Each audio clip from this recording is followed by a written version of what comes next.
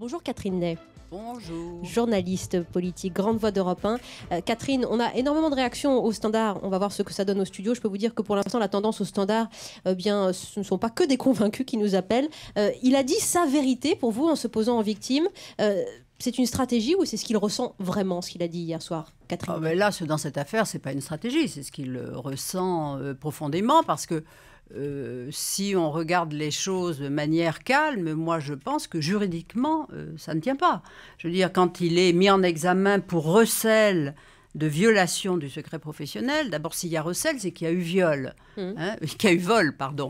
Or, il n'y a pas eu vol. Il n'y a pas eu vol. Je veux dire, relation. Il a, par son avocat, demandé des informations, on ne va pas refaire toute l'histoire, à Azibert, monsieur Azibert, qui était un conseiller à la Cour de cassation, mais qui n'avait rien à voir, qui était à la Chambre civile, qui n'avait rien à voir avec la Chambre criminelle, qui devait prendre une décision. Moi, je crois que surtout à la base, c'est une histoire moi, je dirais presque de pied nickelé.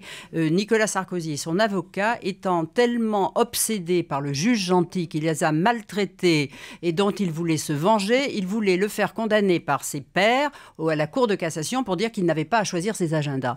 Et pour avoir des renseignements, il téléphonait à un copain, où est-ce que ça en est, ces trucs comme ça. Bon, mais il vous a convaincu. Il vous a convaincu. Moi, il m'a convaincu parce que dans cette histoire-là, je pense que ça ne tient pas. Il n'y a pas eu corruption non plus, parce que corruption, c'est demander à quelqu'un d'agir contre sa conscience, moyennant une rémunération. Or, monsieur Azibert demande, est-ce que vous ne pourriez pas me faire un coup de main? Il n'y a pas un magistrat qui, en fin de carrière, ne demande pas quelque chose à des avocats, à des politiques pour prolonger leur carrière. Bon, mais tout le monde n'est pas sur écoute. Est-ce que tout le monde n'est pas. Voilà, tout le monde n'est pas sur écoute. Bon, je veux dire, en plus, Sarkozy l'a dit, il n'est pas intervenu. Ce qu'a d'ailleurs dit Monaco en disant il n'y a pas eu d'intervention. De toute façon, le poste était déjà pourvu. Alors, où est la corruption? Donc, moi, je pense que juridiquement, ça ne tient pas. Et que sur cette affaire-là, il soit légitimement en colère, moi, je le comprends. Eh bien. Mais je parle de cette affaire-là.